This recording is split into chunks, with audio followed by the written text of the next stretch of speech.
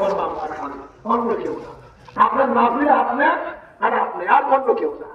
সব শেষ করে ফেলাইতে ইজতেমায় গিয়া, ইজতেমা হালকায় গিয়া ওখানে যেইভাবে ইজতেমা হালকার কাজ সেইভাবে করবেন। যদি কোনো সময় লাগে ভিন্ন, এগুলি আল্লাহ কুতুব যেইভাবে রাখছে এইভাবে রাখবে। চালাকি করবেন না, সব জায়গায় চালাকি হয় না, সব জায়গায় চালাকি ঠিক না। আপনাদের সাথে মহব্বত আমাদের মোটেও কম না, বেশি ভালো ভালো না।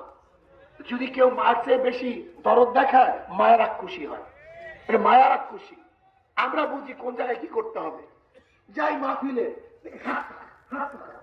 আমাদের হাত লাগে দুই লোক নেই, ওই কি বলে দেখুন তো, মানে হুজুরে হাত লাগার এখানে বসতেই মাহফিলে শেষ করতে।